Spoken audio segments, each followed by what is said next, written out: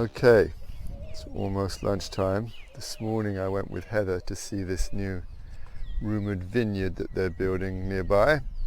Not a vineyard, it's like a little farm project by one of the local municipalities. They have grapes, but they've got olives and some like polytunnels to grow stuff in and hoop houses.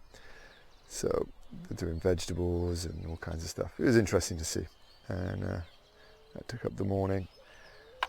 I'm not going to get much done now. I'm going to potter around. Vero's off for the afternoon, so I will have childcare duties.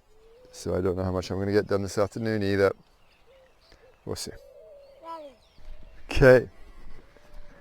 Since we don't have much going on in the garden department today, I was going to talk about positives and negatives so far. Things that I expected, things that I didn't, things that I'm enjoying and things that I'm not.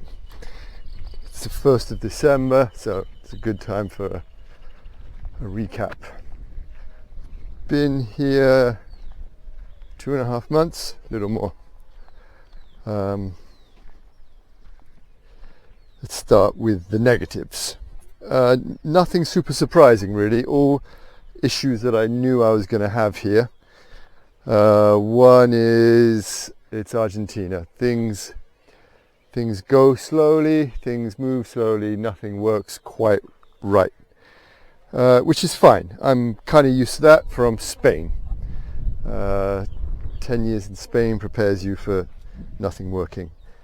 The difference is in Spain people weren't very happy about it, like you go and you need to get some paperwork done or something, and everyone you interact with in the official side of things is just miserable.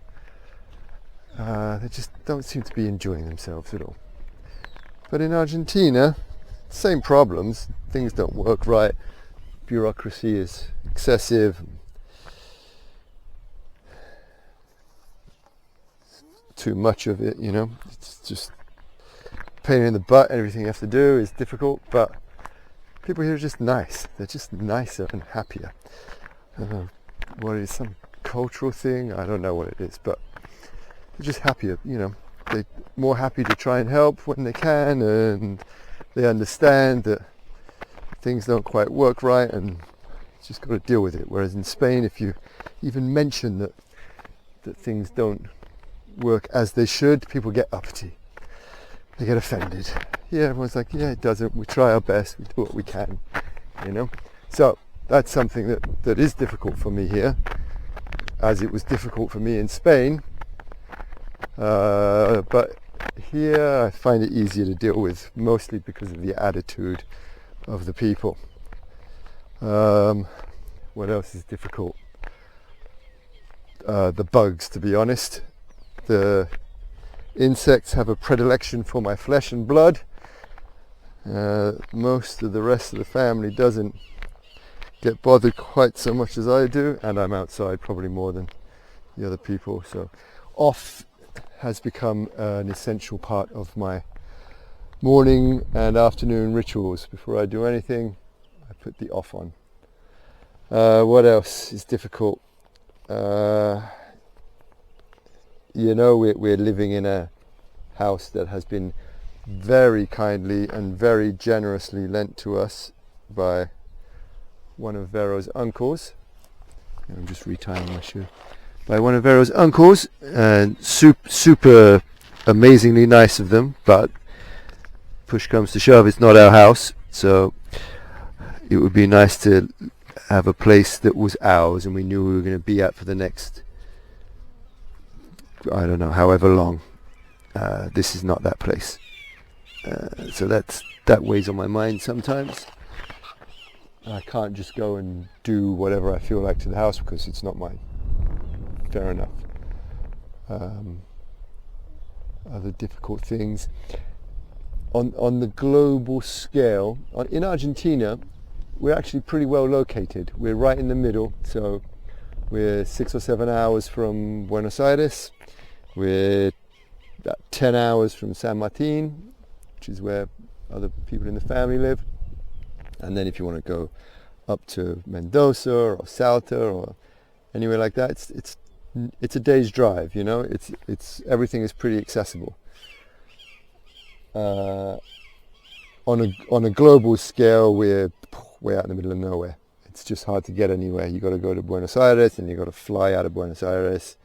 It's not easy to fly to Buenos Aires. You can't fly from anywhere around here to anywhere else. I mean, not that anyone is doing much traveling this year anyway, but it makes supply chains and things like that, we're kind of way out there. So to get anything ordered is difficult. And because of the import regime and the political considerations in Argentina, there's imports and things like that are just expensive and difficult and few and far between. So that kind of puts us on the end of things. So it makes getting some things difficult. Other things I've found, I've been surprised that I've been able to find them so easily. You know, some Chinese cooking supplies and things like that. And other things there's just no way I can get. So that can be difficult. I think there are things here that would be difficult for other people that aren't difficult for me, like the social aspect of things. I don't have any close friends around that I can pop in for a cup of coffee with, but it doesn't bother me so much. There's plenty of family around, you know, they're always here to help out, which is great. That's about it for negatives. The other negative is my germination rate is terrible, and mostly on the first batch of seeds I got, which is annoying, and it's put me back some time in where I wanted to be, just because, you know, you wait a month and nothing happens, and you go, I'll give it another week, no, still nothing happens before you decide to turn over that bed. So yeah, that's kind of annoying, but that's just time and experience.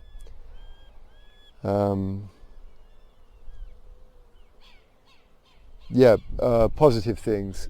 I love being out in the middle of nowhere, despite its drawbacks. I mean, it's beautiful, it's quiet, lots of birds, there's lots of animals, even though I want to kill the ones that are eating my plants. No one's bothering me. I don't hear police or drunk people or any of that. I don't have any neighbors, which is great. Another positive thing is I get to do this. It's surprising to me just how much I enjoy being outside all day doing this stuff. Sometimes things for sure take me longer than they would take somebody else because I'm not a handy person.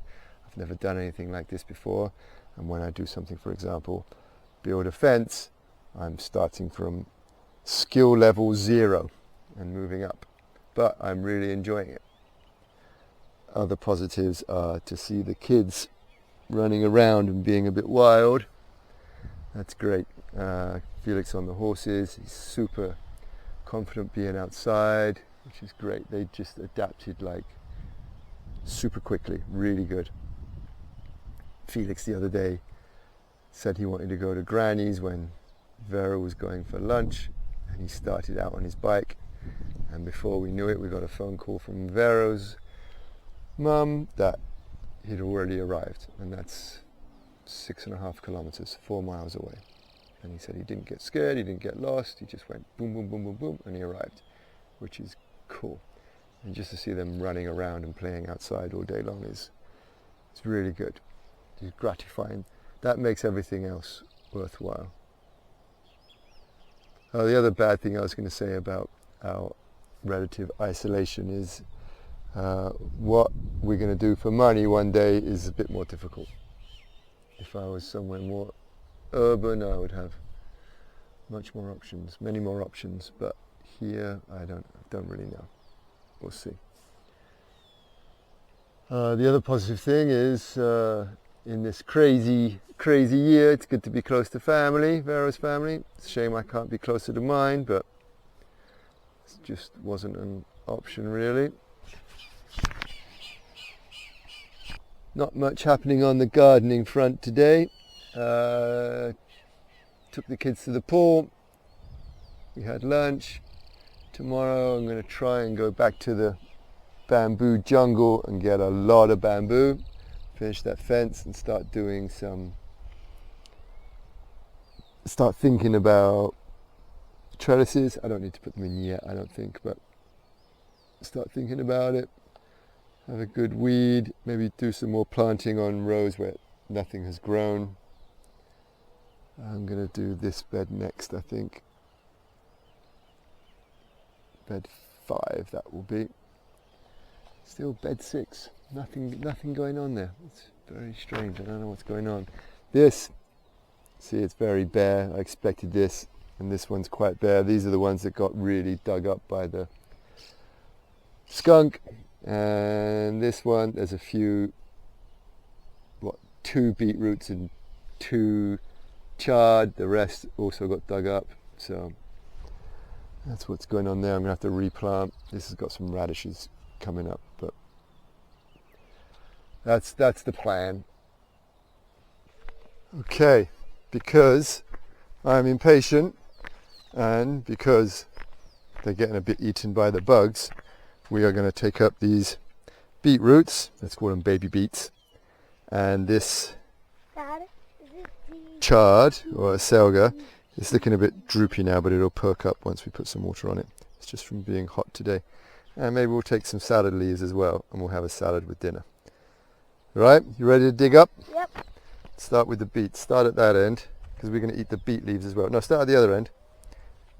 Dig around it a bit,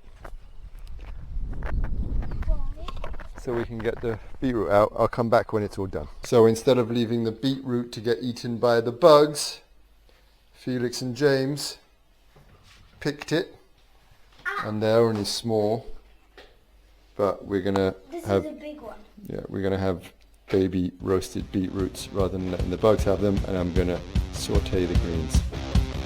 Yum!